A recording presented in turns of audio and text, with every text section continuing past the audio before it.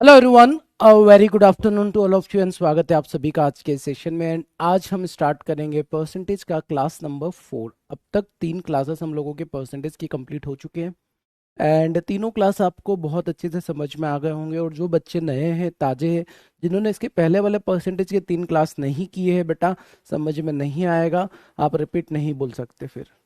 ठीक है, तो क्लास के बीच में बार बार रिपीट कर दो सर, रिपीट कर दो सर, केवल वही बोल सकते हैं जिन्होंने इसके पहले के तीनों क्लासेस कंप्लीट किया, क्योंकि बेसिक कॉन्सेप्ट अगर आपका स्ट्रांग नहीं है तो फिर आपका बाकी तो समझ में आना थोड़ा मुश्किल है। राइट, चलिए। सो लास्ट सेशन में हम लोगों ने परसेंटेज में क्लास नंबर 3 में कन्वर्जन बेस्ड कुछ क्वेश्चंस देखे थे। कन्वर्जन के साथ साथ हमने कंपैरिजन बेस्ड क्वेश्चन देखे थे। ए का इनकम बी से इतना ज़्यादा है तो बताओ बी का इनकम ए से कितना कम होगा, है ना। कंपैरिजन बेस्ड सवाल लिखे थे। आज हमारा परसेंटेज का क्लास नंबर 4 स्टार्ट होगा।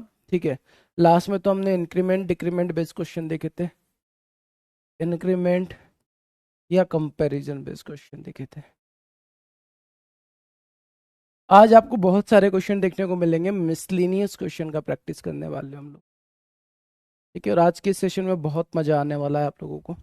अच्छा, कल है ना कुछ बच्चों के मैसेज आए थे कि सर एक बात बताओ कि आपने एलसीएम मेथड बताया था, हम एलसीएम मेथड से नहीं करते तब भी तो आंसर आ जाता है। तो मैंने कब कहा था नहीं आ सकता, ये बताओ। ठीक है, आप एलसीएम मेथड से करना चाहे तो एलसीएम से कर सकते, बिना एलसीएम से करना चाहते तो बिना एलसीएम से कर सकते। आपको एलसीएम मेथड की इंपॉर्टेंस तब पता चलेगी जब आपके सामने सवाल में कैलकुलेशन बहुत टफ हो चुका होगा। उसके बाद आपको याद आएगी कि सर ने एलसीएम मेथड नाम की कोई चीज़ बताई थी, उससे कर लेते हैं। ठीक है, और आगे भी कई बार वो मेथड आपके सामने आने वाली है। तो फ्रैक्शन वाला कैलकुलेशन कभी भी होता है ना, fraction based calculation, like they दिया 3/4, 7/8, 9/11, इस तरीके की जहां पर कैलकुलेशन होते हैं ना, वहां पर हम लोग एलसीएम मेथड से सवाल को आसान बना सकते हैं। सारे बच्चे रेडी है, तैयार है, साउंड ऑडियो वीडियो सब कुछ क्लियर है, तो जल्दी से एक बार आंखों में प्यारा सा दिल बनाकर भेज देंगे। सेशन को हम लोग स्टार्ट करते हैं।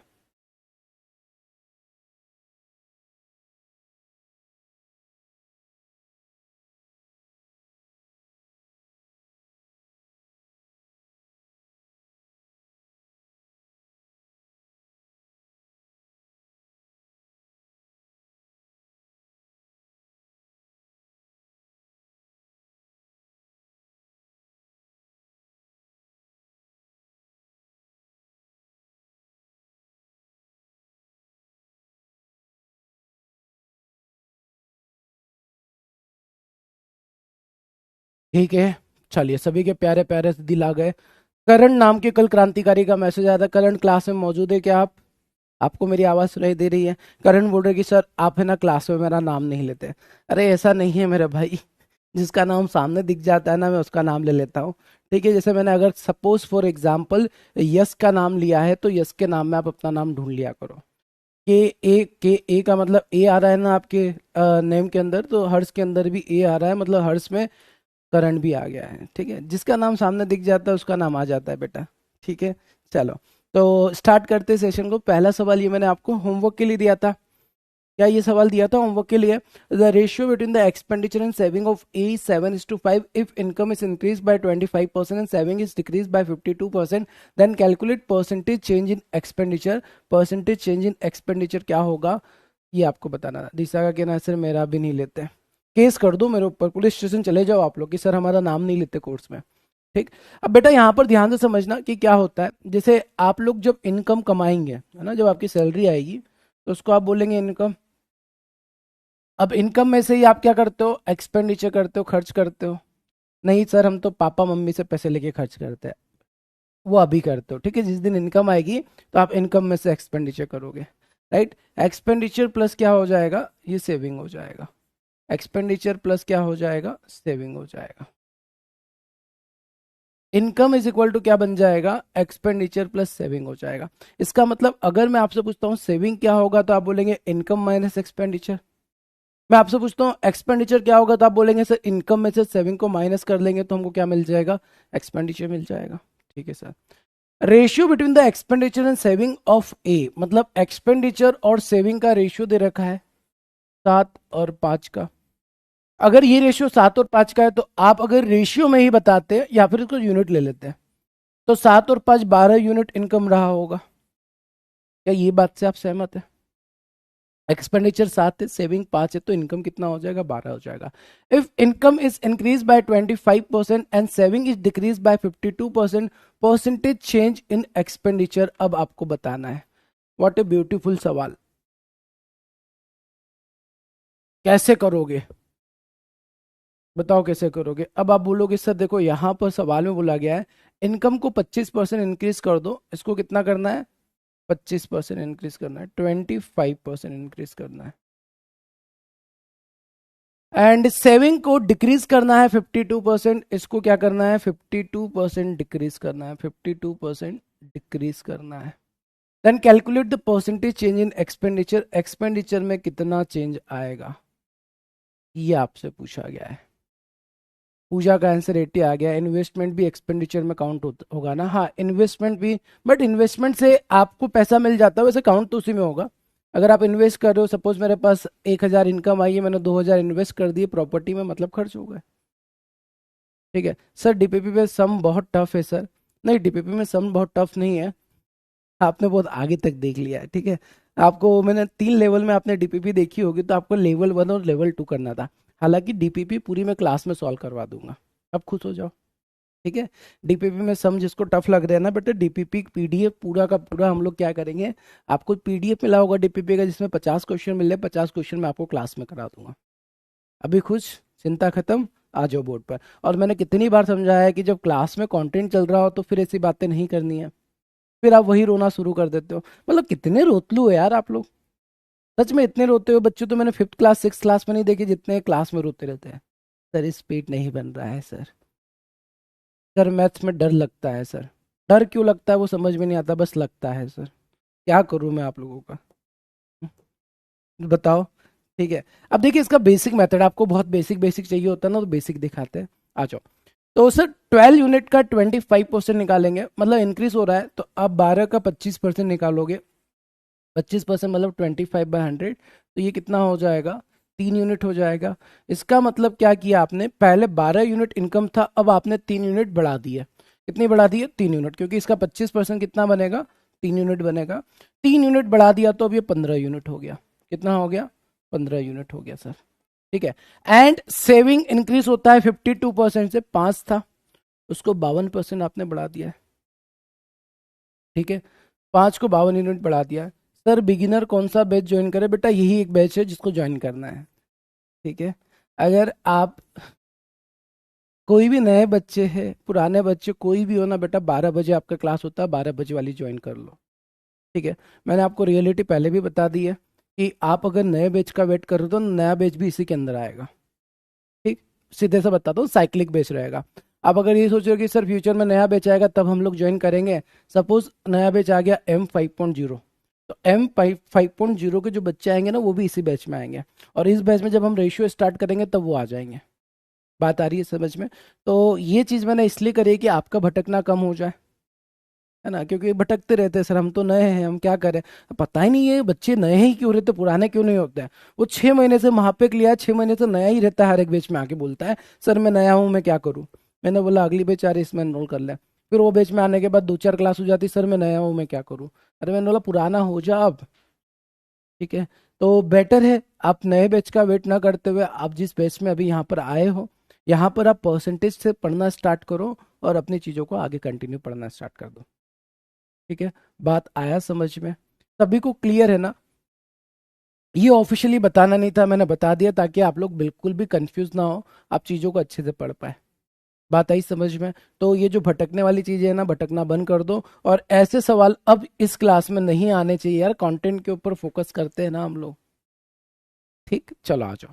तो यहाँ पर सर 5 यूनिट को हमने 52% क्या किया है? डिक्रीज किया है, तो इसका पहले 52 यूनिट निकालते कितना बनेगा? सर 5 दूना 10 का 0 क्रिया है 1, 26 हो जाएगा। 26/100, मतलब ये कितना हो जाएगा? 0 हटाया तो 2.6 आ गया।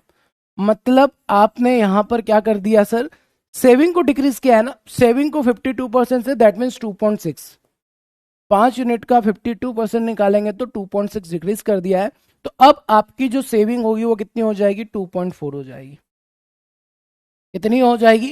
2.4 सेविंग हो जाएगी। अब अगर मैं आपसे पूछता हूँ कि यार आपने इनकम तो 15 यूनिट कमा ली है और उसमें से 2.4 यूनिट अगर सेव कर लिया है, तो ये बताओ आपका एक्सपेंडिचर कितना होगा। आप बोलेंगे सर 15 में से 2 माइनस किया 13, 13 में से 0.4 माइनस किया 12.6, सर 12.6 हो गया है। कितना हो गया है? 12.6 हो गया है। अब मैं आपसे पूछता हूं कि पहले एक्सपेंडिचर कितना था। आप बोलेंगे 7 यूनिट था। अब कितना हो गया? 12.6 हो गया है। कितना इंक्रीज हुआ है? आप बोलेंगे सर बहुत अच्छा इंक्रीज हुआ। अरे कितना नंबर में बताओ। 7 से 12.6 मतलब सर 5.6। कितना इंक्रीज हो रहा है? 5.6। ये 5.6 से इंक्रीज हो गया है। कंपैरिजन 7 से होगा, इंटू 100 हो जाएगा।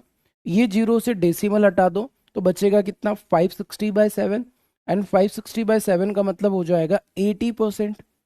तो 80% आपकी जो एक्सपेंडिचर है वो इंक्रीज हो जाएगी। Option B, option number B इस सवाल का सही आंसर बन जाएगा। क्या आप लोगों को समझ में आया या नहीं आया?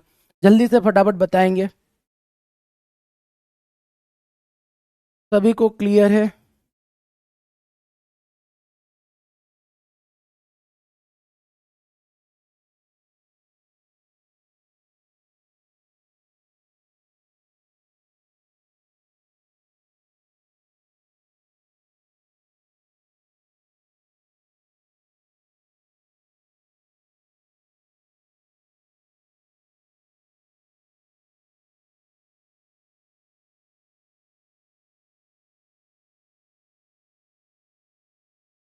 क्लियर है?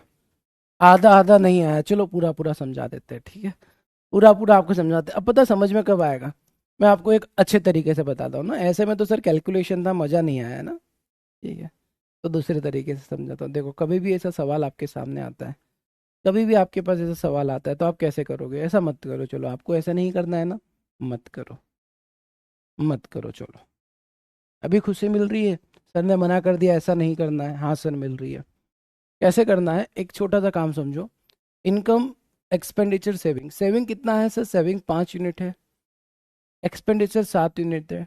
और इनकम कितना है? 12 यूनिट है। इतना समझ में आया? 12 कहाँ से आया? आप बोलेंगे सर दोनों को ऐड कर दिया होगा तभी तो 12 बना है।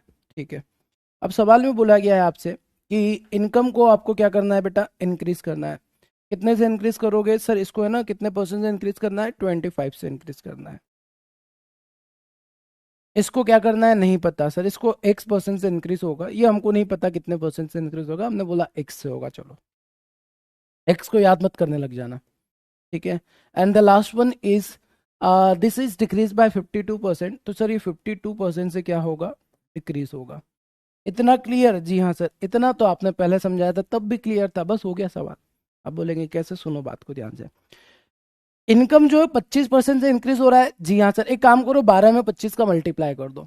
तो आप बोलेंगे सर पक्का? मैंने बोला हाँ कर दो। सर 12 में 25 का मल्टीप्लाई करेंगे तो 12 × 25। 25 को क्या लिखेंगे सर? 100/4। ट्रिक बताई थी मैंने, 4 से कैंसिल करेंगे 300 हो जाएगा। तो ये 300 हो जाएगा। इक्वल टू, सर ये X% से इंक्रीज होगा तो इसको 7 से मल्टीप्लाई कर दो, 7x। और ये 52 से डिक्रीज हो रहा है तो सर माइनस करना पड़ेगा। डिक्रीज का मतलब क्या होगा? माइनस। 52 में 5 का मल्टीप्लाई किया 260 हो जाएगा। क्लियर यहाँ तक बात? हाँ सर यहाँ तक तो क्लियर है। अब ये बताओ 260 को इधर लेकर आएंगे तो कितना हो जाएगा? 560 हो जाएगा। 560 इक्वल टू कितना हो जाएगा? 7x हो जाएगा। 7 से कैंसिल किया, x का वैल्यू कितना आ जाएगा? 80 आ जाएगा। बोलो तारा, आपका आंसर आ गया 80%। ऑप्शन नंबर बी इस सवाल का सही आंसर बन जाता है। ऑप्शन बी सवाल का एकदम सही आंसर हो जाएगा। सर आप दो कैलकुलेशन बताते हो तो कंफ्यूजन हो जाता है। अरे दो कैलकुलेशन है तो मैं क्या करूं? उसने बोला इनकम को भी इंक्रीज करो सेविंग को भी इंक्रीज करो, तो दोनों बताना पड़ेगा मेरे को। ऐसा थोड़ी होगा कि इनकम भी इंक्रीज करना है सेविंग भी इंक्रीज करना है, तो मैं केवल इनकम को इंक्रीज करके आपको सवाल करके बता दूंगा। अभी दो कैलकुलेशन है तो है। इनकम को इधर सॉल्व किया, एक्सपेंडिचर सेविंग को इधर सॉल्व किया। हाँ ठीक है। अब बोलेंगे सर ये बहुत अच्छा लग रहा है। अब मैं आपको बताता हूँ, देखो आप लोग कितने क्रांतिकारी हो, ठीक है। अगर ये मेथड मैं आपको पहले बता देता ना, तो आप इतने खतरनाक को बोलते नहीं सर हमको ऐसे नहीं करना है, ऐसे करना है। तो क्या होता है ना बेटा, आप लोगों को जब तक डराया नहीं जाता ना तब तक आपको मजा नहीं आता। और मैं ये चाहता हूँ कि आप डरो नहीं और डायरेक्ट चीजों को सीखो। ऐसा ही कल हमने एलसीएम मेथड में सिखाया था। एलसीएम मेथड मैंने इसीलिए बताया था कि आपको चीजें इजी लगेगी, आसानी से करोगे। बट क्या है ना, पहले मैं आपको बेसिक तरीके से डिफिकल्ट करके बताऊंगा, उसके बाद आपको इजी मेथड बताऊंगा ना, तभी आपको मजा आता है। अगर डायरेक्ट बता दो तो मजा थोड़ी आता है सर, नहीं, बेसिक ज्यादा अच्छा है, अपोजिट चलना होता है। ठीक है, तो ये तरीके से कर सकते हैं। हालांकि देखो, एक और मेथड मैं आपको बता रहा हूँ। एक सवाल को करने के लिए मैंने आपको बोला ना, मेरे पास कई मेथड्स होते हैं, बट जो बेस्ट मेथड होता है ना बेटा, सबसे प्यारा मेथड होता है, हमेशा मैं आपको वो बताता हूँ। फिर उसके ऊपर आप दिमाग मत लगाओ कि सर इससे अच्छा कोई मेथड होगा, नहीं होगा। आप या तो फिर सारी किताबों को पढ़ के देख लो, उससे बेटर मेथड आपको कहीं नहीं मिलेगा। ठीक है, बात आया समझ में? सर 560 कैसे आया, समझ नहीं आ रहा है, मैं क्या करूँ आपका? इतना अच्छे से समझाओ, उसके बाद 560 कैसे आया वो समझ। यार, पांचवी छठी पास करके आए हो नहीं करके आए हो ये बताओ, फिफ्थ सिक्स क्लास पढ़ी थी आपने, नहीं पढ़ी थी? ये ऐसे ही बस गिनती सीखी और क्लास में आ गए? ये 300 दे रखा है, ये 260 दे रखा है। 260 माइनस में जब इधर आता है तो 300 में 260 को ऐड करके 560 नहीं बनता है क्या? हाँ, ये माइनस इधर आएगा तो प्लस हो जाएगा। ये भी लिख लिख कर बताना पड़ेगा, तभी आएगा आप लोगों को मैथ्स क्या। 300 प्लस 260, 300 प्लस 260, दोनों को ऐड करेंगे। ऐड करते नहीं आता तो ऐसे कर लेना, 0, 6, 5, हो गया 560। तो ये 560 इक्वल टू 7x 80 आ जाएगा।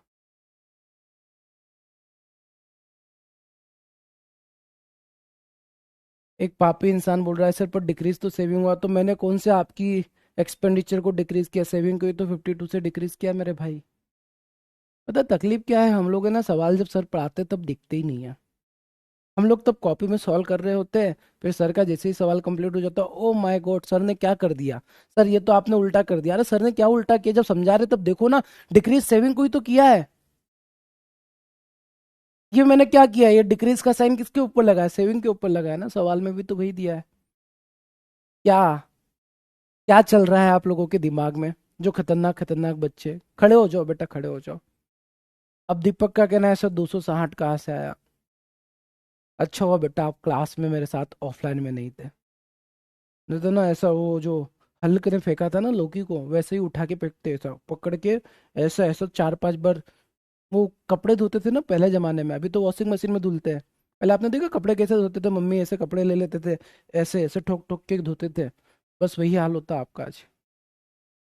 260 यहाँ पर भी निकाल के बताया बेटा आप लोगों को।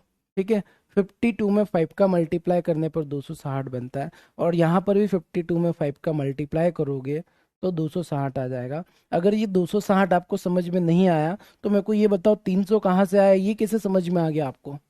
7x कैसे आया, ये कैसे समझ में आ गया आपको? हाँ, और अगर ये समझ में आ गया तो फिर ये क्यों नहीं समझ में आ रहा है आपको? गजब करते हो यार। क्या नींद में हो? अभी तक नींद नहीं खुला है क्या आप लोगों का? चलो, एक और तरीका मैं आपको बता देता हूँ। पता नहीं क्या होगा आप लोगों का, ऐसे पढ़ोगे तो बस पढ़ लिए आप लोग। चलो, एक पूछ रहा है 300 कैसे आया, 300 वाला नहीं था। एक बोल रहा है कि सर डिक्रीज तो सेविंग को किया है, तो मैं इनकम को डिक्रीज करता हुआ दिख रहा हूँ क्या?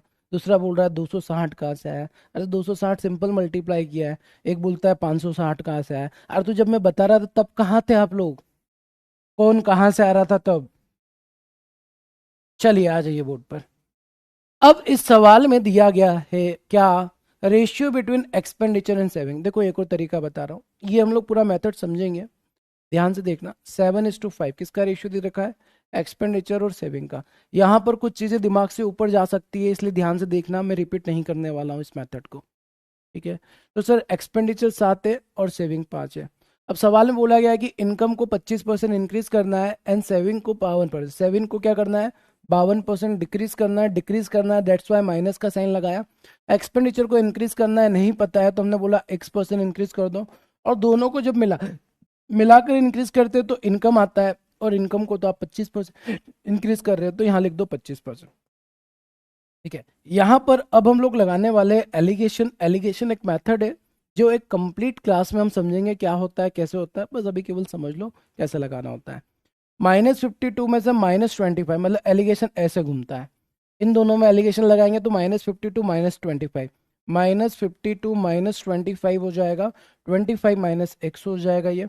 अब ये आपके पास है ना सेविंग और एक्सपेंडिचर, या एक्सपेंडिचर और सेविंग आएगा जिसका रेशियो 7 और 5 दिया है। इसको 7 से डिवाइड कर दो, इसको 5 से डिवाइड करके इक्वेट कर दो। सर कर दिया, क्या मिला? माइनस ये मिल जाएगा 5 2 7 और 5 2 7 77, -77/7 is equal to 25 minus X divide by 5। 7 से कैंसिल किया, 11 हो जाएगा। 5 का मल्टीप्लाई करेंगे माइनस का 55 इक्वल टू 25 माइनस एक्स हो जाएगा। एक्स का वैल्यू हो जाएगा 80 और ये आपका 80 आंसर आ गया। ठीक है, इस मेथड को ना आप अपनी कॉपी में लिख लेना, जब आप एलिगेशन पढ़ रहे होंगे ना तब आपको मैं वो रिपीट करने वाला हूँ। मिक्सचर एलिगेशन कॉन्सेप्ट है। ठीक है, सुनो। अब दो चीजें हैं बेटा आगे बढ़ने से पहले, है ना। अब डिसाइड करना पड़ेगा आप लोगों को क्या करना है। आप लोग जैसा बोलेंगे वो, आप क्या ये चाहते हैं कि एक सवाल को कंप्लीट करने में, एक क्वेश्चन को कंप्लीट करने में 20-20 मिनट का टाइम लगे? ये चाहते हो क्या आप लोग? तो फिर पूछते रहा करो कि सर 200 कैसे आया, 300 कैसे आया, 500 कैसे आया। या दूसरा तरीका है कि सर जब एक्सप्लेन कर रहे हैं तब हम लोग बोर्ड की ओर ध्यान देते हैं, बोर्ड की तरफ देखे कि सर क्या बोल रहे हैं, तब सुन ले तो आपका कंफ्यूजन क्लियर हो जाएगा। क्योंकि ऐसे आप बोलोगे ना सर 200 कैसे आया, 500 कैसे आया, क्योंकि मेरे जेब में से निकाल के थोड़ी रख रहा हूँ मैं, सामने कैलकुलेशन करके बता रहा हूँ तभी आ रहा है ना। और जब कैलकुलेशन करके बता रहे तब क्यों नहीं देखते हो आप? फिर बाद में कमेंट करते हो ये कैसे आ गया, वो कैसे आ गया। ऐसे में ना हमारी क्लास कभी भी सक्सेसफुल नहीं हो पाएगी, हम एक ही क्वेश्चन में लगे रह जाएंगे। तो बेटा थोड़ा सा है ना, जब समझाया जा रहा तब ध्यान से करो। ऐसा भी नहीं है कि मैं आपको सॉल्व करने के लिए टाइम नहीं देता हूँ। जब आपको टाइम मिला उस टाइम पे सॉल्व करो, उतने में हो गया ठीक है, नहीं होता तो बोर्ड पे देखो ना आप लोग। बात आ रही है समझ में? ठीक है, ये मैं किसी पर्टिकुलर स्टूडेंट को नहीं बोल रहा, नहीं तो वो बच्चा बुरा मान जाए, सर ने तो मेरे कमेंट के लिए इतना सुना दिया। मैं आपको नहीं सुना रहा हूँ बेटा। बिल्कुल मेरा मोटिव किसी एक बच्चे के लिए नहीं होता, पूरी क्लास के लिए होता है कि यार अगर अच्छे से चीज़ों को सीखना है ना तो सीखो ना बोर्ड पे जब समझा रहे हैं। बाद में ऐसा क्यों कमेंट करते हैं सर 200 कैसे आ गया, 300 कैसे आ गया। और चलो ठीक है, नहीं आ रहा तो थोड़ा दिमाग लगा सकते हो ना, जैसे यहाँ पर दिमाग लगाने वाली चीज़ थी। आपको ये समझ में आ गया, ये समझ में आ गया, तो इसमें मल्टीप्लाई करने में कौन सी शर्म थी आपको? या मल्टीप्लाई करना नहीं चाह रहे थे? छुट्टे छुट्टे सर कहाँ से आ गया, देखो ना खुद ही निकाल सकते हो अब तो ये। ठीक है, सचिन सर सही बोल देते, दोबारा देख लो। नहीं, रीजनिंग में आज हो जाता है पता है।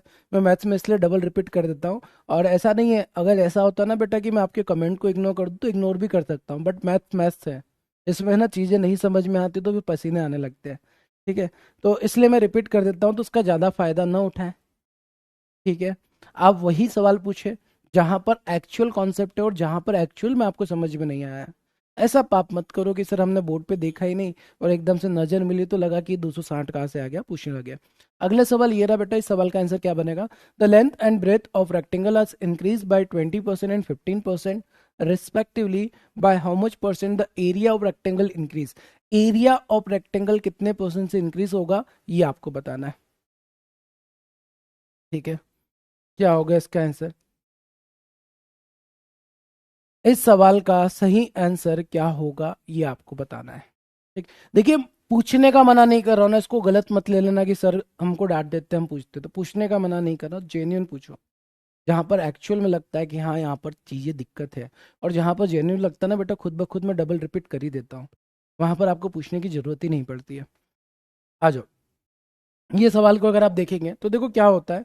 बचपन में आपने रेक्टेंगल देखा होगा। हाँ सर देखा है। कैसा ऐसा दिखता था क्या? कुछ ऐसा दिखता था सर रेक्टेंगल, है ना। जी हाँ सर, ऐसा ही दिखता था। इसको हम बोलते थे लेंथ और इसको बोलते थे ब्रेथ। अब एक बात बताओ, एक रेक्टेंगल है जिसका लेंथ मैंने ले लिया 100 और ब्रेथ भी ले लिया 100, ले सकता हूँ क्या मैं? अच्छा यस और नो में आंसर बताओ।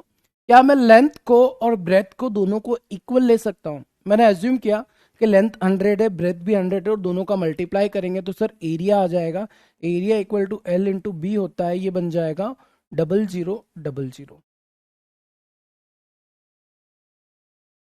ले सकते हैं? यस बोल रहे सीखा, नो बोल रहे हैं नहीं ले सकते, क्यों नहीं ले सकते? ठीक है, मेरे को ये बच्चे बहुत प्यारे लगते हैं, है ना। मेरे को रियलिटी भी एक्सेप्ट कर लेते हैं ना, मेरे को बहुत अच्छे लगते हैं वो बच्चे। उन्होंने तो को बोल दिया कि सर जिस टाइम आप समझा रहे थे उस टाइम पे मैंने ध्यान नहीं दिया था, बट अगली बार से ये गलती मत करना, है ना। चलो, तो लेंथ 100 और ब्रेथ 100 नहीं ले सकते, क्यों नहीं ले सकते सर? स्क्वायर बन जाएगा। वेरी गुड, बहुत शानदार, मतलब आपने बचपन में मेंसुरेशन पढ़ा है। सर लेंथ और ब्रेथ को अगर इक्वल ले लिया तो ये 100 और ये 100 क्या बन जाएगा? स्क्वायर बन जाएगा। तो स्क्वायर क्या है सर? 7 है। और ये क्या है? नहीं, ये बहु है। और ये क्या है? सास है। तो आप सभी को पता है सर, क्योंकि सास भी कभी बहू थी, सुना है ना? मतलब क्या हो जाएगा ना, रेक्टेंगल स्क्वायर हो सकता है, दिक्कत नहीं है। रेक्टेंगल का मतलब ये होता है कि दो पैरेलल साइड होनी चाहिए, जिसमें एक लेंथ होनी चाहिए, इसमें ब्रेथ होनी चाहिए। अब लेंथ और ब्रेथ अगर इक्वल हो जाते तो उसको नाम दे दिया गया स्क्वायर का। तो ये जो स्क्वायर निकल कर आता है ना, वो रेक्टेंगल से ही निकल कर आता है। दैट मीन्स आप रेक्टेंगल को स्क्वायर बना सकते हो, रेक्टेंगल को इक्वल कर सकते हो। ये भी रेक्टेंगल ही है, रेक्टेंगल का सब टाइप होता है स्क्वायर।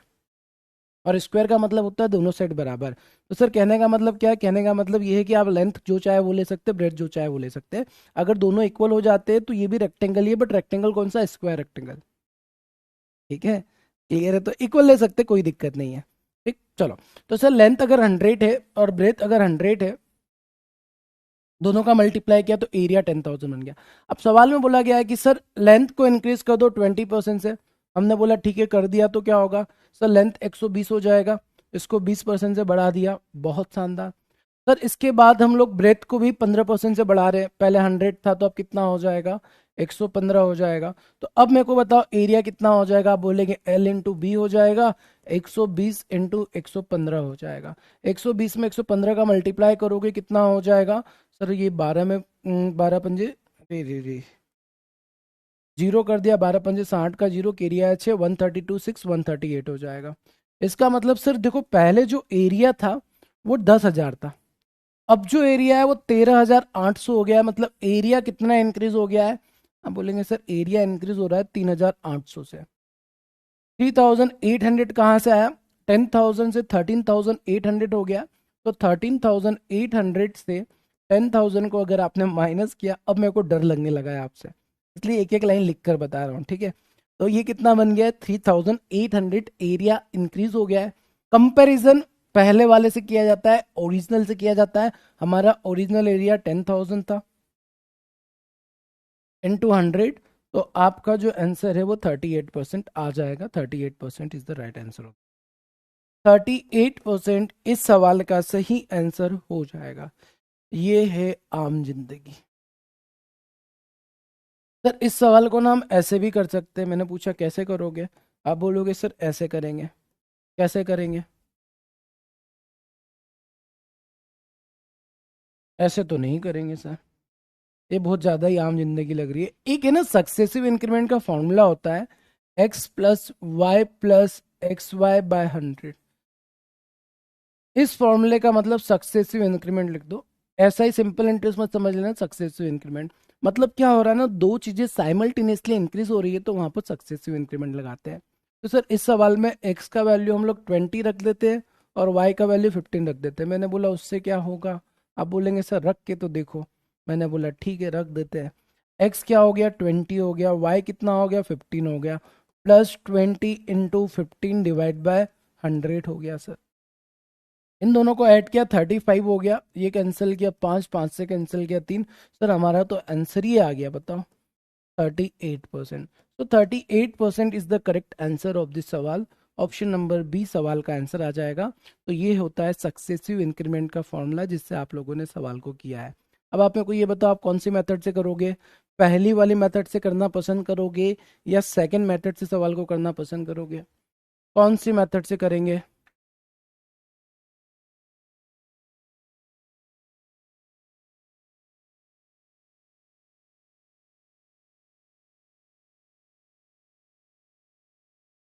ये है मेंटो जिंदगी, कौन बोल रहा है? सेकंड मेथड से करेंगे? नहीं बेटा, ये मेथड तो किताबों में रहती है ना, और जो किताबों में रहती है ना वो आपके काम की नहीं होती है। ठीक है, अब ये मेथड से भी नहीं करेंगे।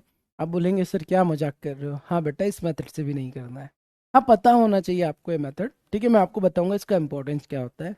बट आपको इस सवाल को जब बनाना है ना, तो आप इस मेथड से करेंगे। तो तीसरी मेथड का नाम क्या है? रेशियो मेथड, या फिर हम इसको फ्रैक्शन मेथड के नाम से भी जानते हैं। देखो, लेंथ है और ब्रेथ है। लेंथ को आपको इंक्रीज करना है कितने से? 20% से, और ब्रेथ को इंक्रीज करना है 15% से। ये तो क्लियर है। अब 20% का मतलब होता है सर 1/5, और 15% का मतलब 15/100, 15/100 मतलब 3/20। तो क्या मैं ये बोल सकता हूँ कि लेंथ पहले 5 थी और आपने, है ना, लेंथ पहले 5 थी, इंक्रीज करने के बाद 5 में 1 बढ़ा के 6 कर दिया, मतलब लेंथ को 5 से कितना बना दिया? 6 बना दिया। ठीक है। ब्रेथ की अगर बात की जाए तो 20 में आपने 3 इंक्रीज किया। सर 3 इंक्रीज कैसे किया? 20 का 15% 3 होता है, मतलब आपने पुराना वाला लेंथ एज्यूम, ब्रेथ एज्यूम किया है 20, 20 में 3 इंक्रीज किया तो 23 हो जाएगा। 20 से कितना हो जाएगा? 23 हो जाएगा। तो सर पहले वाला एरिया कितना था? 100 था, 20 2500। अब एरिया कितना हो गया है सर? 138 हो गया है। कितना इंक्रीज हो रहा है? 38%। वाह। तो ये होती है हमारी फ्रैक्शन मेथड, और इससे आपको सवाल को बनाना होता है। अब मेरी बात को सुनो। आप बोलेंगे सर इससे तो कहीं आसान ये मेथड लग रही है। आपकी बात सच है कि सर एक छोटा सा फॉर्मूला पुट किया, याद किया, वैल्यू पुट किया, आंसर आ जाएगा। आप वो मेथड क्यों बता रहे हो? वो मेथड इसलिए बता रहा हूँ बेटा कि कल कहे सवाल में अगर ऐसा आ गया, ठीक है, कैसा आ गया सर? ऐसा आ गया। इसमें ना मैं थोड़े से वैल्यू को चेंज कर रहा हूँ, थोड़ा सा चेंज कर रहा हूँ, ठीक है। इसी को हम लोग कॉपी कर लेते हैं तो ज़्यादा सही रहेगा। इस सवाल में अगर आपसे पूछ लिया गया कि the length and breadth of increase by, इसको हटा के लिख दिया गया 16.66%, और इसको लिख दिया गया आपके सामने 8.33%। अब बताओ आंसर क्या आएगा? है ना, ऐसा सवाल पूछ लिया गया, ऐसे वैल्यूज आपको दे दिए गए कि length is increase by 16.66 and breadth is increase by 8.33%। तो अब बेटा अगर आप ये वैल्यूज को फॉर्मूले में पुट करोगे ना, उद्धार हो जाएगा आपका, फंस जाओगे। तो वहां पर आपकी ये जो फ्रैक्शन मेथड है ना, ये बहुत काम आएगी, आपका कैलकुलेशन एकदम आसान कर देगी। ठीक है। तो अब ध्यान से सुनना मेरी बात को।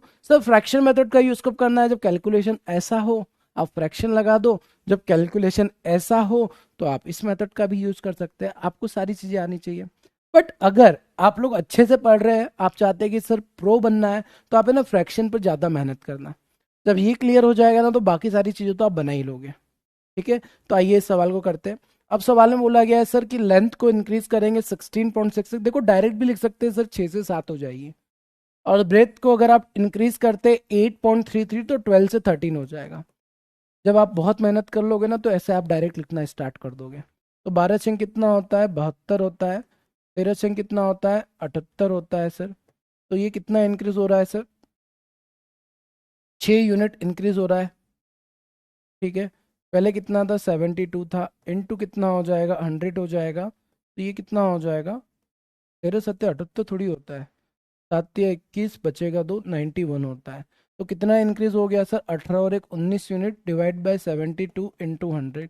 यहाँ पर अगर आप सॉल्व करेंगे तो ये 25 हो जाएगा, 4 से कैंसिल किया, 4 और 8 32, 18 हो जाएगा। तो आपका जो आंसर होगा 19 इंटू 25 डिवाइड बाई 18, डेसिमल में आ जाएगा। जो भी आंसर आएगा वो आ जाएगा। बात समझ में आया? ठीक है। तो ये मैंने डायरेक्ट कैसे लिया है, किसी बच्चों को डाउट है तो बता देते पहले बेटा। बट आपकी हैबिट ऐसी हो जाना चाहिए कि डायरेक्ट लिख पाएंगे।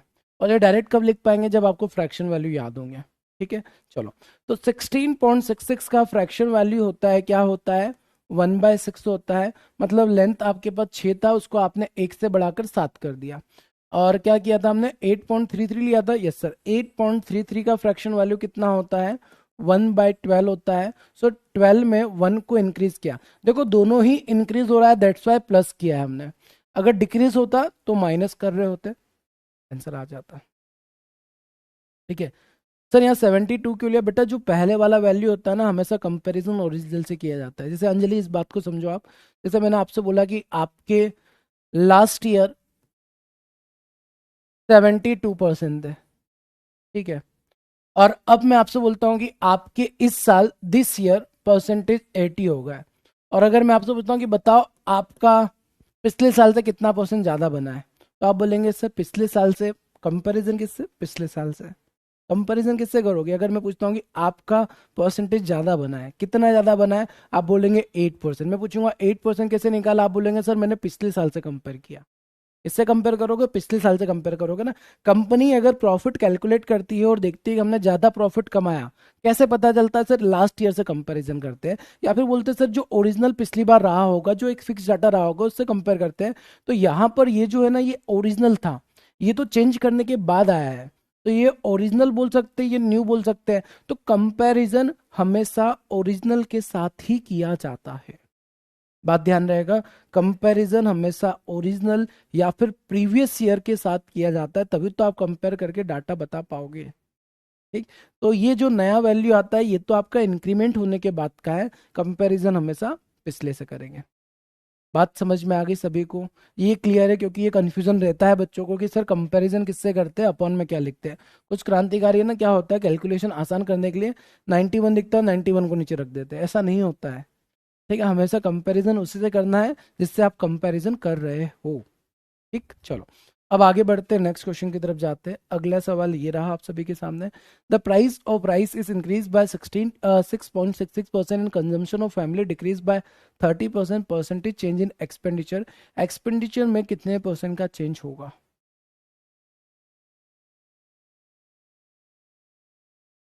शिवम बोल रहे ऐसे ही सर क्वेश्चन, फिर एक दो आप लगाए हम जरा सर आप दीजिए आप।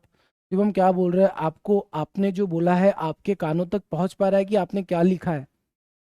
शिवम शर्मा, सर वो एलिगेशन का समझ नहीं आया प्लीज। नहीं, अभी नहीं समझना है बेटा वैभव, मैंने केवल वो बताया कि उस मेथड से हो सकता है, वहां पर मैंने बात बोली वो सुनाई नहीं दी आपको। एलिगेशन हम फिर से पूरा पढ़ेंगे, अभी हो सकता है आपको कुछ समझ में ना आए, बस उसको लिख लो, बाद में काम आएगी। आप उसी के पीछे पड़े हो अभी तक। हाँ, शिवम शर्मा बेटा इतना बड़ा क्या मैसेज लिखे हो?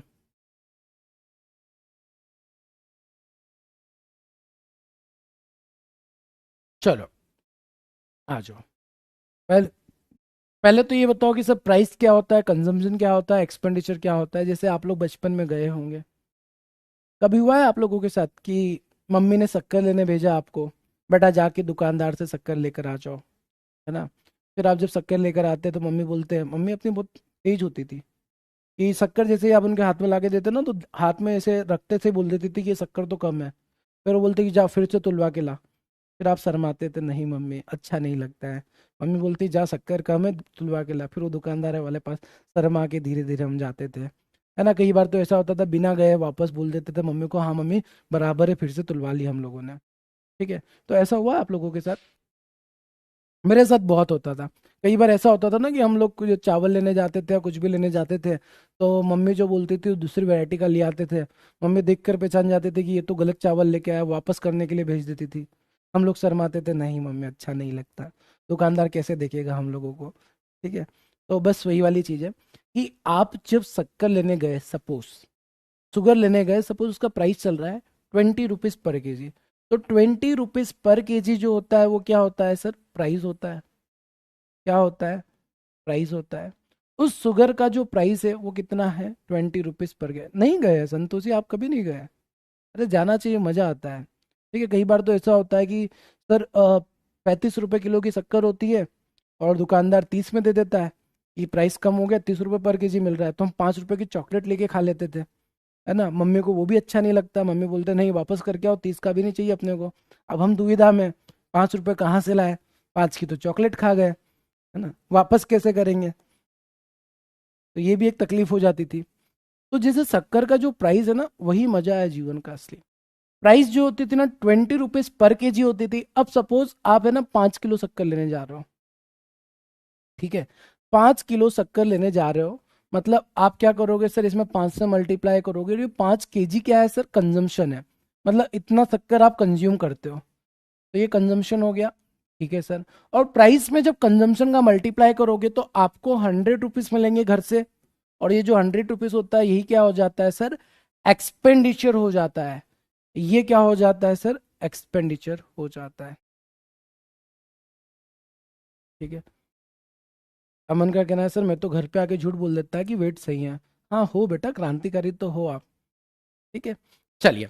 तो प्राइस में कंजम्पशन का मल्टीप्लाई करने पर क्या मिलता है, एक्सपेंडिचर मिलता है। ध्यान से मेरी बात को सुना, price multiply by consumption equal to क्या होता है, एक्सपेंडिचर मिलता है। तो यहां पर हम फॉर्मूला बोल सकते हैं price multiply by consumption equal to क्या मिल जाएगा, एक्सपेंडिचर मिल जाएगा, एक्सपेंडिचर बन जाएगा। ठीक है सर। अब सवाल में देखो क्या बोला गया है, प्राइस को आपने इंक्रीज किया, अब डायरेक्ट थोड़ा कर रहे हैं ना हम लोग, डायरेक्ट करना सीखो। प्राइस को आप 66.66% से मतलब 2/3 से क्या कर रहे हैं, इंक्रीज कर रहे हैं। इंक्रीज करने का मतलब ये हो गया कि सर ओरिजिनल प्राइस जो था वो 3 हो गया, तो नया वाला प्राइस कितना हो गया, 5 हो गया। 3 में 2 इंक्रीज किया, 5 बन गया। कंजम्पशन डिक्रीज बाय 30%, 30% का मतलब 3/10। 10 में 3 क्या कर दिया, डिक्रीज कर दिया। तो कंजम्पशन पहले 10 था, अब कितना हो गया, 7 हो गया। क्या ये सही है, आप बोलेंगे हाँ सर। अब ये बताओ कि पहले एक्सपेंडिचर कितना था, 3 इंटू 10 30 रहा होगा। अब जो एक्सपेंडिचर है 7 इंटू 5 कितना हो गया है, 35 हो गया है। That means sir expenditure increase हुआ है कितने से, 5 यूनिट से। कंपैरिजन पहले वाले से किया जाता है 30 से इंटू 100। आपका जो आंसर हो जाएगा वो कितना हो जाएगा, 1/6 इंटू 100, दैट मीन 16.66। मतलब फ्रैक्शन से भी परसेंटेज वैल्यू आपको याद रहना चाहिए। कितना आ जाएगा आंसर यहाँ पर आपका, 16.66% is the correct answer of this सवाल। सवाल का सही आंसर 16.66। क्या ये सवाल आप सभी को एकदम सुंदर और सटीक तरीके से क्लियर हो गया है ना, आसान। तो अगर आप लोगों को फ्रैक्शन मेथड क्लियर होगी ना, तो सवाल करने का मजा ही बदल जाएगा। मतलब पहले जो आप बेसिक करके खुश हो जाते थे ना, उससे डबल खुशी आपको मिल जाएगी जब आप फ्रैक्शन मेथड से बना रहे होंगे। ठीक है। और जैसे ये वैल्यू मिल जाएगी तो ऐसे वैल्यूज में तो फॉर्मूला लगाने में भी बहुत दिक्कत है। ठीक, चलो आगे बढ़ रहे हैं बेटा।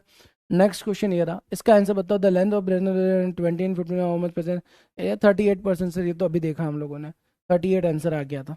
अगला सवाल, द प्राइस ऑफ राइस, अरे ये फिर से क्यों होगा, ओ मैंने गलती कर दी थी, मैंने डबल स्लाइड को कर दिया था। कोई बात नहीं, इस पर टिक कर दो, या इसको डिलीट कर देते यार, क्योंकि आप लोग फिर सोचेंगे कि हम तो बहुत तेज हो गए, है ना। आपको गलत फहमी हो जाएगी कि हम देखो कितनी तेजी से आंसर निकाल रहे हैं। किए हुए सवाल को डबल करके खुश हो जाओगे। इसको हटा देते हैं, ठीक है। चलो नेक्स्ट क्वेश्चन ये रहा, इसका आंसर बताएंगे। When the price of rice increased by 40%, a housewife wished to spend only an additional 12% on that. By what percent should she reduce the quantity of rice consumed? ठीक है। मतलब देखो इस सवाल में ये बोला गया है कि अगर राइस के प्राइस को 40% से बढ़ा दिया जाए, ठीक है, और उसके बाद जो एक्सपेंडिचर है, क्योंकि देखो एडिशनल जो स्पेंड करना चाह रही है, स्पेंड का मतलब एक्सपेंडिचर होता है, वो चाह रही है कि केवल 12% बढ़ाना है, केवल 12% बढ़ाना है। तो कंजम्पशन में कितने परसेंट डिक्रीज करना पड़ेगा, कंजम्पशन कितने परसेंट डिक्रीज होगा, ये आपको बताना है। सर हम बहुत जाते हैं शॉप पर सर, ओके ओके, ठीक है। चलो ट्राई करो इस सवाल को। यस आप बना सकते हैं सवाल को बहुत इजीली, ट्राई करके देखो ठीक से।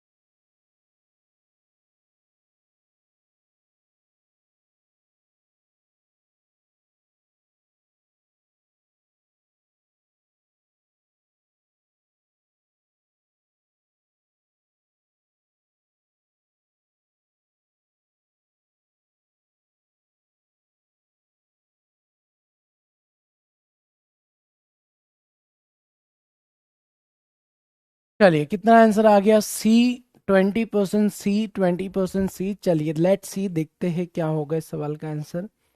When the price of rice increase by 40%, a housewife wish to spend at additional 12%। मतलब देखो क्या हो गया, price multiply by consumption equal to expenditure होता है। प्राइस को 40% इंक्रीज कर रहे हो, 40% का फ्रैक्शन वैल्यू 2/5 होता है। अब 5 में 2 इंक्रीज करोगे कितना हो जाएगा, 5 से 7 हो जाएगा, 5 से 7 हो जाएगा।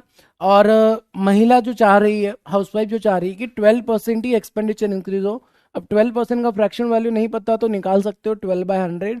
12/100 का 4 से कैंसिल करेंगे, 3/25। मतलब सर ये 25 से कितना हो जाएगा, 28 हो जाएगा। कंजम्पशन के बारे में हमको नहीं पता, तो मैंने बोला पहले जो कंजम्पशन था वो ए था, और अब जो कंजम्पशन है वो बी हो गया है। ठीक है सर।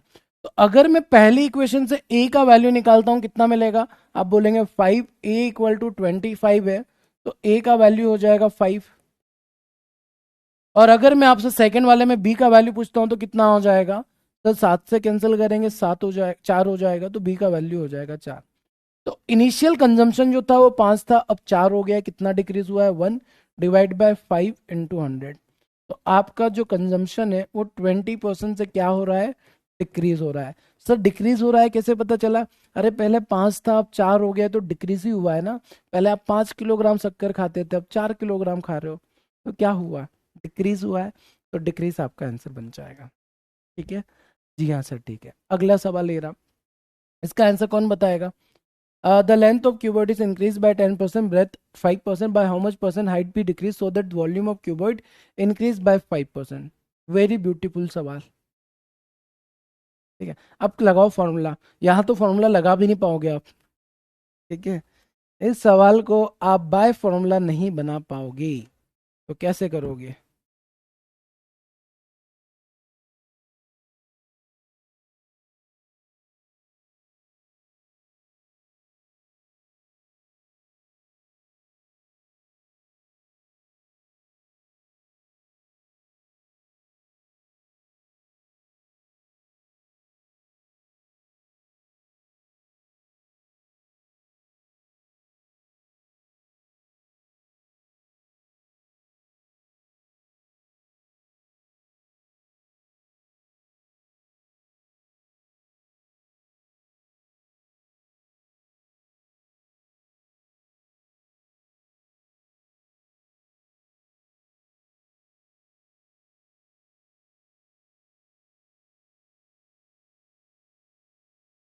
स्किप कर दोगे, वेरी गुड।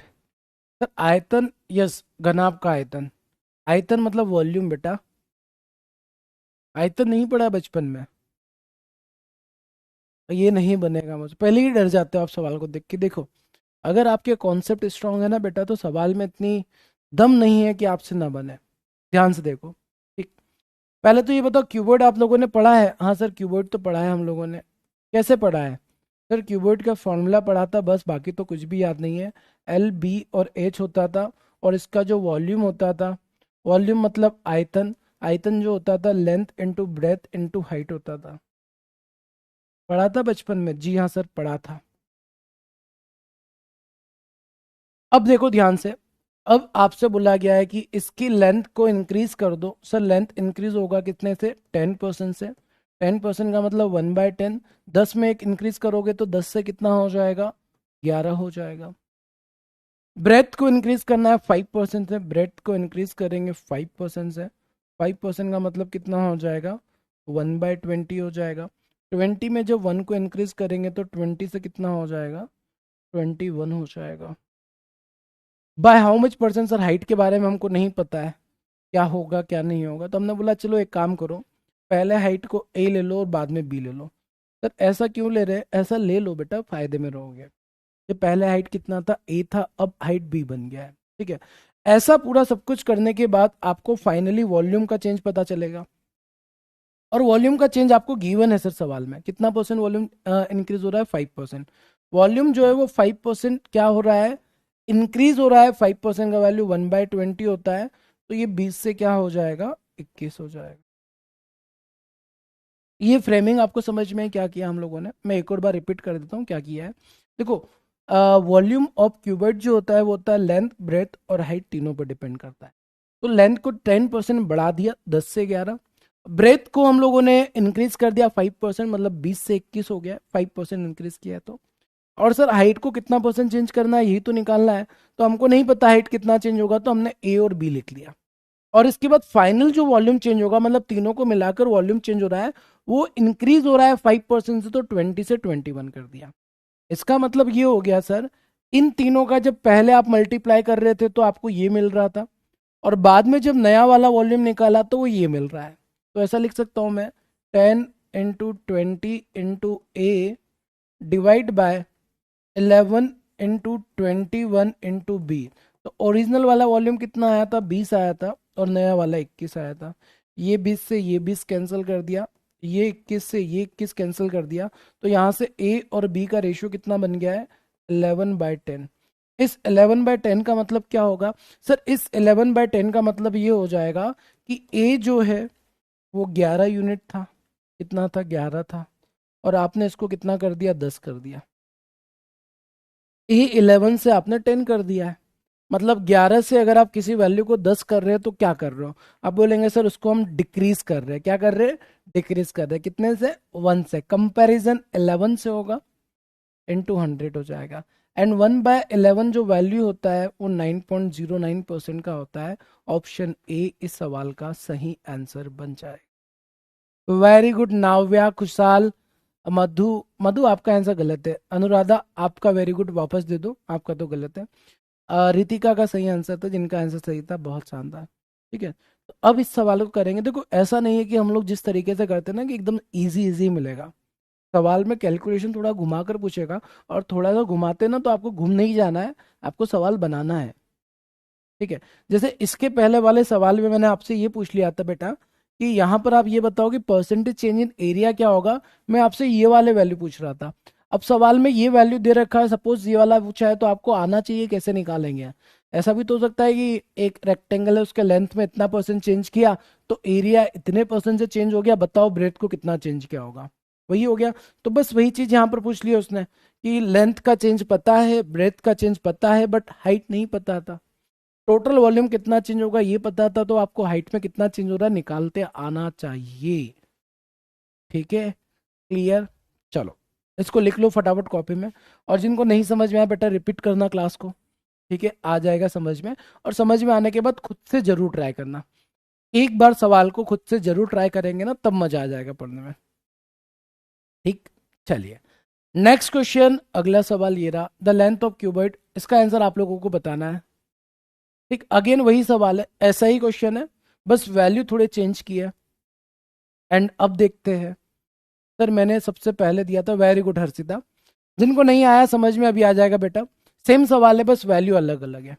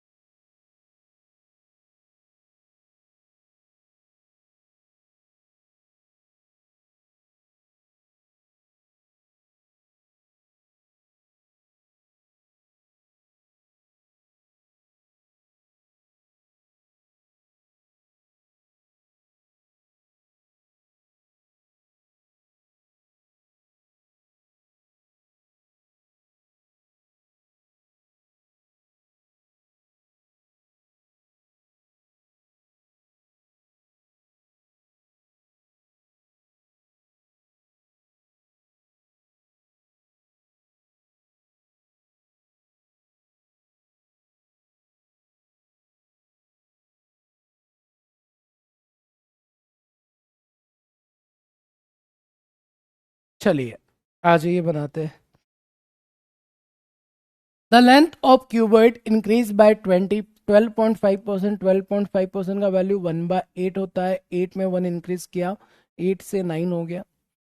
ब्रेथ को 27.27 का जो वैल्यू बनता है वो बनता है 3/11।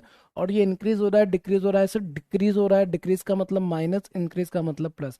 11 में से 3 जाएगा, 11 से कितना हो जाएगा, 8 हो जाएगा।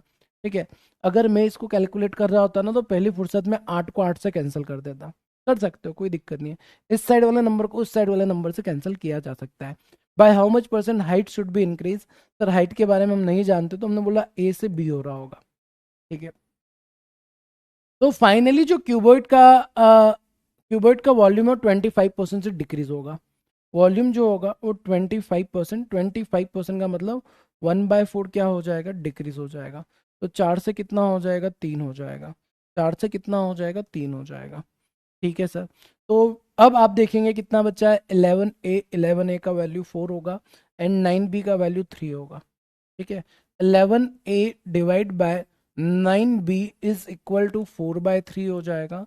3 से कैंसिल किया, 3 हो जाएगा। सो A और B का रेशियो जो बनेगा वो 12/11 बन जाएगा। इस 12/11 का मतलब ये हो गया है सर कि पहले 12 था अब 11 हो गया है। कितना डिक्रीज हुआ है, 1 कंपेरिजन 12 से होगा। एंड 1/12 जो वैल्यू होता है वो 8.33 का होता है। ऑप्शन बी सवाल का आंसर आ जाएगा। ठीक है, शालिनी के कहना है इतना जल्दी कैसे हो गया, बेटा इतना जल्दी मतलब आप लोगों को इस सवाल को करने में हार्डली 20-30 सेकंड से ज़्यादा टाइम नहीं लगना चाहिए। मैंने तो 2 मिनट का टाइम दिया है, काहे का जल्दी हो गया है। ठीक है, तो इस तरीके से समझो, कॉन्सेप्ट को इतना स्ट्रांग रखो कि सवालों को आप जल्दी से सेकंड्स के अंदर कंप्लीट कर पाओ। अब देखिए इस सवाल को अगर आप बेसिक मेथड से सॉल्व करते ना आराम से 4 से 5 मिनट तक का टाइम लग जाता। कैलकुलेशन भी स्ट्रांग होता है तो फिर 2 मिनट तक का टाइम लगता है, बट उतना टाइम नहीं चाहिए। आपका कैलकुलेशन जो है वो 30 सेकेंड के अंदर कंप्लीट हो जाता है अगर आपको कन्वर्जन याद है तो। अभी आपको समझ में आ रहा है परसेंटेज टू फ्रैक्शन कन्वर्जन की इंपॉर्टेंस। केवल वो उतना ही एक क्लास के लिए नहीं है, और ये केवल हम लोगों की परसेंटेज में यूज नहीं हो रहा है। आगे आप कोई भी चैप्टर पढ़ रहे होंगे ना तो परसेंटेज टू फ्रैक्शन वहां पर होगा। और जहां परसेंटेज टू फ्रैक्शन होगा वहां कैलकुलेशन होगा, अगर आपको फ्रैक्शन वैल्यू नहीं याद है तो। इसलिए अगर आप चाहते हैं कि सर पूरी मैथ्स बहुत स्ट्रांग हो जाए तो कन्वर्जन को अच्छे से पढ़ लो। याद होगा आपको, मैं बार बार चिल्ला चिल्ला के इसीलिए बोल रहा था percentage to fraction, percentage to fraction, अच्छे से पढ़ो अच्छे से पढ़ो। क्लास में कोई बातें नहीं करेगा, केवल बोर्ड पर ध्यान देगा, इसीलिए मैं बोल रहा था। बात आई समझ में।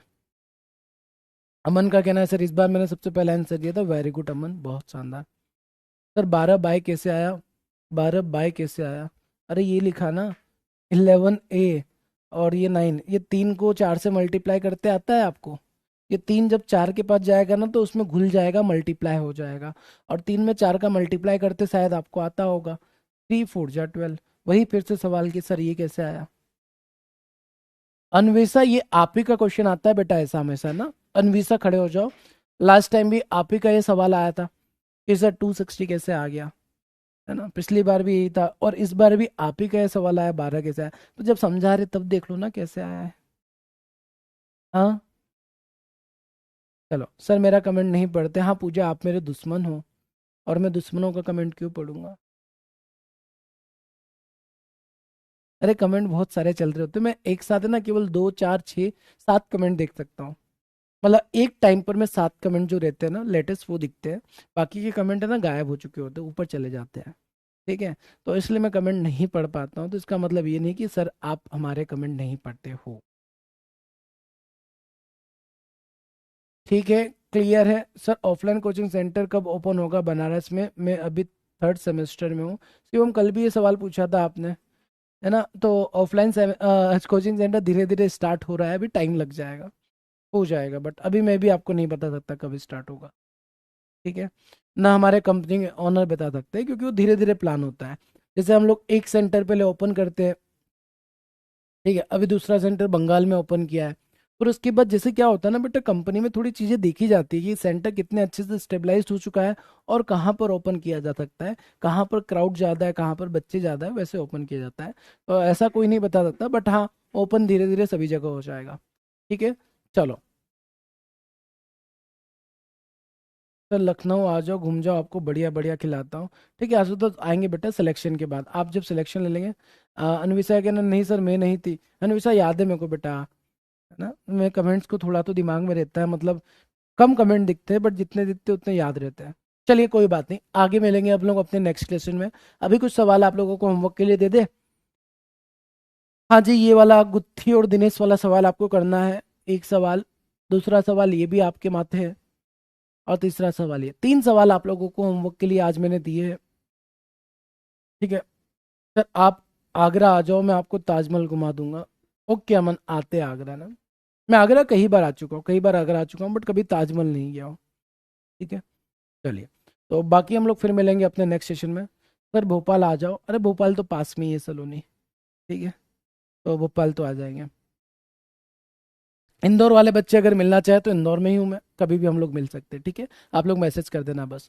चलिए, बाकी हम लोग फिर मिलेंगे अपने नेक्स्ट सेशन में, तब तक के लिए सभी अपना ध्यान रखेंगे। Thank you so much, bye bye, take care. And जितने भी सवाल होमवर्क के लिए दिए वो आपको कंप्लीट करना है। इसके पहले जो सवाल मैंने आपको दिए थे वो भी आपको कंप्लीट करना है, मतलब इसके पहले जो सवाल हमने किए ना वो भी आप एक बार सेल्फ प्रैक्टिस जरूर कर लेना, मजा आ जाएगा। मिलते हैं नेक्स्ट सेशन में। Thank you so much, bye bye, take care.